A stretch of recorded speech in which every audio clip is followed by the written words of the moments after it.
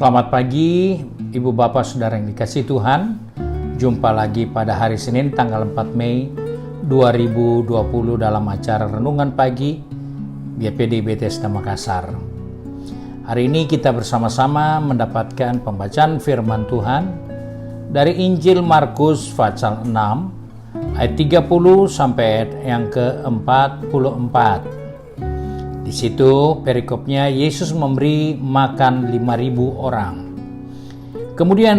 Kemudian rasul-rasul itu kembali berkumpul dengan Yesus dan memberitahukan kepadanya semua yang mereka kerjakan dan ajarkan. Lalu ia berkata kepada mereka, "Marilah ke tempat yang sunyi supaya kita sendirian dan beristirahatlah seketika. Sebab memang begitu banyak orang yang datang dan pergi sehingga mereka pun tidak sempat. Maka berangkatlah mereka untuk mengasingkan diri dengan perahu ke tempat yang sunyi. Tetapi pada waktu mereka bertolak, banyak orang melihat mereka dan mengetahui tujuan mereka. Dengan mengambil jalan darat, segeralah datang orang-orang dari semua kota ke tempat itu sehingga mendahului mereka. Ketika Yesus mendarat, ia melihat sejumlah besar orang banyak, maka tergeraklah hatinya oleh belas kasihan kepada mereka, karena mereka seperti domba yang tidak mempunyai gembala. Lalu mulailah ia mengajarkannya banyak hal kepada mereka. Pada waktu hari sudah mulai malam, datanglah murid-muridnya kepadanya dan berkata, "Tempat ini sunyi dan hari sudah mulai malam. Suruhlah mereka pergi supaya mereka dapat membeli makanan di desa-desa dan di kampung-kampung di sekitar ini."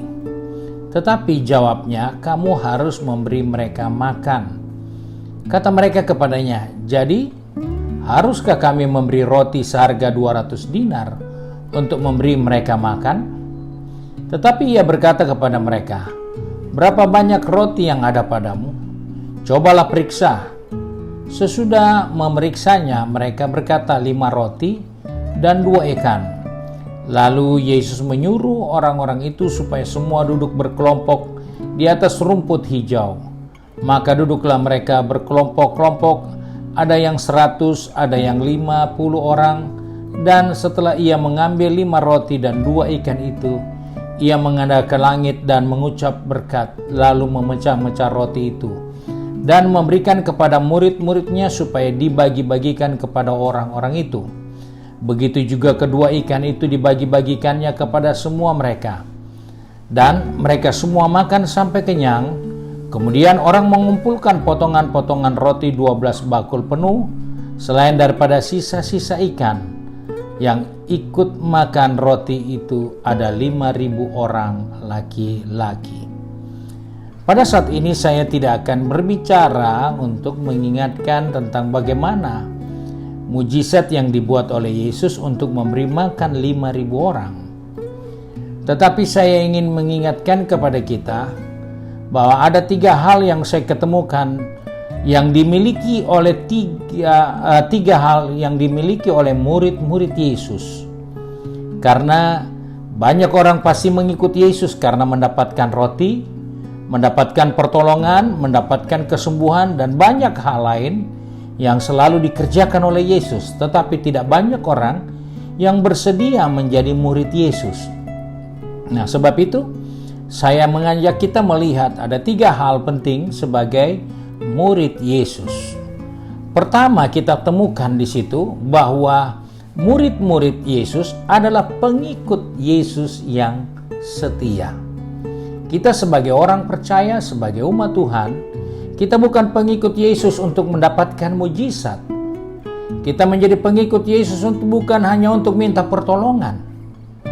Tetapi kita harus jadi murid Yesus yang mengikut Yesus bukan karena mendapatkan makanan gratis, bukan karena mendapatkan pertolongan, bukan karena mendapatkan yang terbaik untuk hidup ini. Tetapi ada banyak hal yang kita akan kerjakan sebagai murid Kristus. Karena itu sebagai murid Kristus, kita tidak lepas dari pemuritan. sebagai orang percaya, kalau kita hanya jadi pengunjung gereja, hanya ingin mendapatkan yang terbaik di dalam gereja, mendapatkan pertolongan, kita hanya pengunjung. Kita menjadi orang banyak yang rame-rame pergi mencari Yesus. Tapi kita tidak bersedia untuk menjadi murid Yesus yang menjadi orang-orang yang akan melayani. Sebab itu, orang percaya harus mengalami proses pemuritan. Kita harus dimuridkan. Situasi kondisi mengingatkan kepada kita, hari yang makin sukar ada di depan kita. Mau tidak mau, bapak rumah tangga, ibu rumah tangga, anak-anak mulai belajar menjadi pengikut Yesus yang baik. Karena sadar atau tidak, kita mulai menjadi pemimpin dalam rumah tangga kita. Kita mulai menjadi orang tua untuk membina, mengarahkan keluarga rumah tangga kita sendiri. Kita tidak bisa mengharapkan hal-hal yang lebih dari itu karena situasi kondisi yang terjadi. Sebab itu sebagai pengikut Kristus kita harus mengikuti proses pemuritan. Nah, hal yang tidak kalah penting yang kedua, bahwa pengikut Yesus adalah orang-orang yang tidak melayani. Tetapi murid Yesus adalah orang-orang yang dipanggil untuk melayani. Banyak orang Kristen suka ke gereja, setia ikut dalam kegiatan apa saja, tapi tidak bersedia melayani. Dia lebih senang dilayani. Masa gereja cuma begini, masa gereja cuma bikin itu, masa gereja tidak perhatikan kita, dan begitu banyak hal yang seringkali menghambat kita untuk menjadi murid yang terbaik, karena kita mengharapkan kita yang dilayani, tapi bukan kita yang melayani. Kita hanya mengharapkan orang-orang yang di gereja yang melayani kita, kemudian kita pulang dan tidak bikin apa-apa. Kita harus jadi pengikut Yesus adalah orang-orang yang melayani. Tidak ada orang yang menjadi murid Yesus yang tidak melayani. Kita melihat begitu banyak murid-murid yang dia panggilnya, dan mereka semua terlibat dalam pelayanan. Dan itu adalah bagian yang tidak terpisahkan dari murid Yesus. Dan yang ketiga, sebagai murid Kristus, mereka tidak lepas dari persekutuan, dari doa. Ya, murid-murid Yesus dalam perjalanannya mereka bertanya, bagaimana kami mau berdoa? Ajarkan kami berdoa. Karena mereka sadar menjadi murid Yesus harus punya persekutuan dengan Bapa di surga. Mereka ikut firman Yesus, tetapi mereka tidak punya persekutuan dengan Bapa di surga. Sebab itu mereka bertanya, bagaimana kami ini Tuhan? Ajar kami berdoa. Dan Yesus ingatkan, kalau kamu berdoa, Bapa kami yang di surga, dikuduskanlah namamu, datanglah kerajaanmu, dan seterusnya. Doa adalah bagian yang tidak terpisahkan dari kehidupan murid. Sebab itu kita sebagai orang percaya, sebagai murid-murid Tuhan yang ada pada saat ini, tiga hal itu tidak boleh kita abaikan dalam diri kita. Karena kita menunjukkan identitas kita sebagai pengikut Kristus.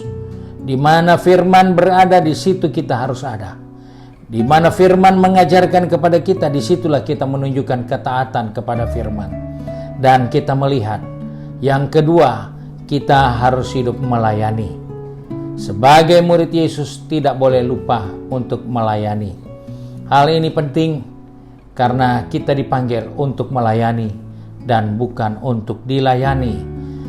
Terakhir, kita tidak boleh melupakan persekutuan dengan Bapa di surga. Hal ini penting. Yesus dalam melayani manusia, dia punya waktu untuk bersekutu dengan Bapa di surga. Dia punya saat-saat penting untuk selalu berdoa. Murid-muridnya boleh tidur, dia berdoa semalam-malaman. Karena dia menjaga persekutuan dengan Bapa. Sebab itu, mari kita di hari yang baru ini, kita melangkahkan kaki kita dengan suatu pengertian yang jelas. Kita harus mengikut Yesus sebagai murid Yesus, dan kita melayani karena kita murid Yesus. Kita jaga hubungan doa kita karena kita adalah murid Yesus. Terima kasih untuk perhatian kita. Mari kita satu di dalam doa. Kembali kami datang kepadamu Bapa dengan mengucap syukur, karena oleh kemurahan Tuhan hari ini Tuhan ingatkan kepada kami.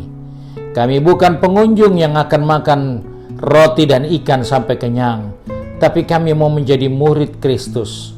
Kami mau mengikut Engkau dimanapun saja Engkau berada. Kami mau ada di sana untuk melayani, dan kami ada di sana untuk menjaga hubungan kami dengan Bapa di surga. Sebab itu Bapa, kembali hari ini pegang tangan kami, atur langkah kaki kami, supaya kami tidak melupakan 3 hal penting ini dalam kehidupan kami, bahwa kami pengikut Kristus, kami pelayan, dan kami menjaga hubungan kami dengan Bapa di surga. Terima kasih Bapa untuk berkat-Mu sepanjang hari ini. Sebab itu kami bersyukur dan berdoa di dalam nama Tuhan Yesus Kristus, Juru Selamat kami, majikan kami yang baik dan setia. Haleluya. Amin. Puji Tuhan. Tuhan memberkati kita.